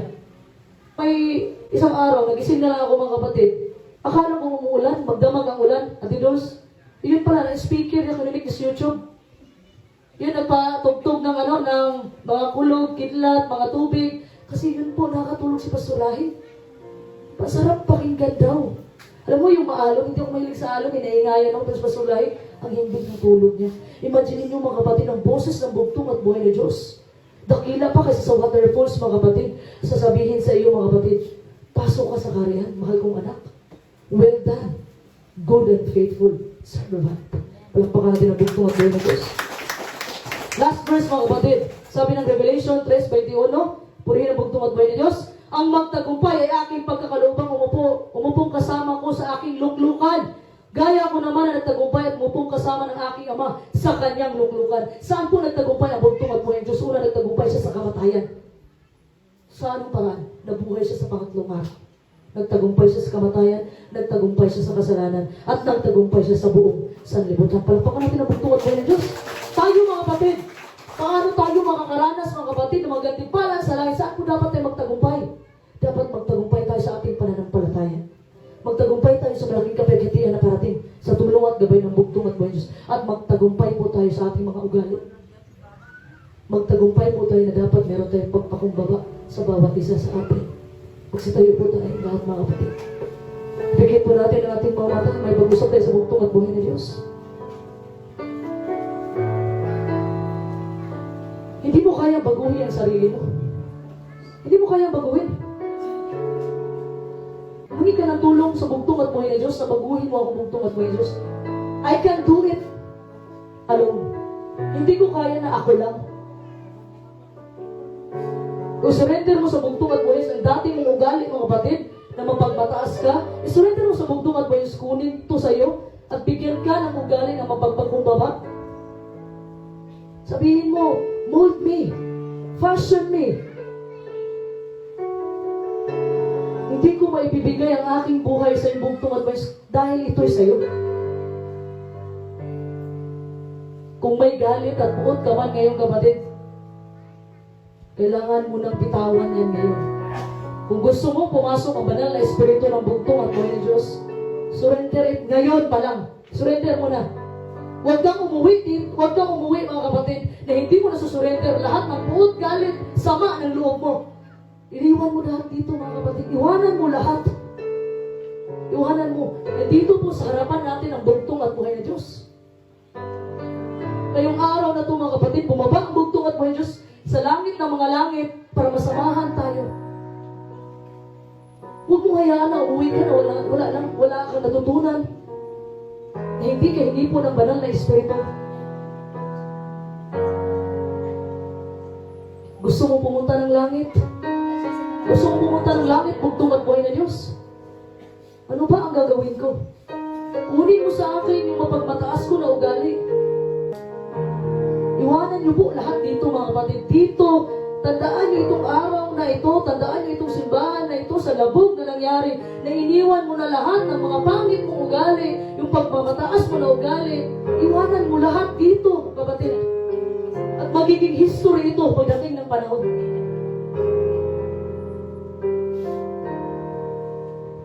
Nakikita ng bugtong at buhay na Diyos yung puso natin ngayon.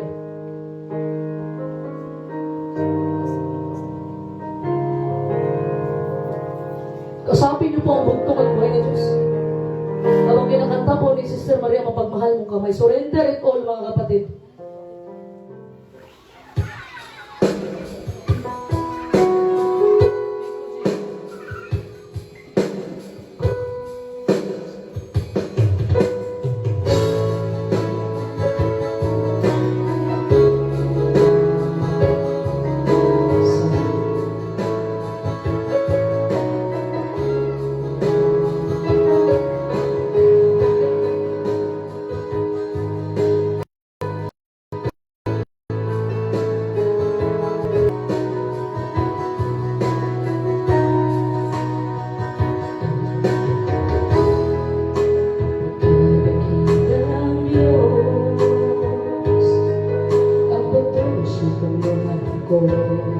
Ako walang halaga sa sanlibutan,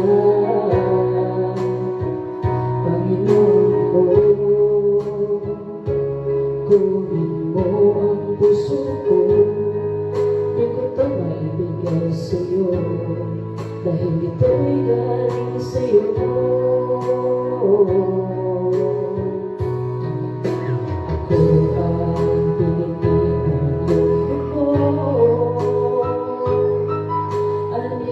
sa iyong kamay ang buhay ko.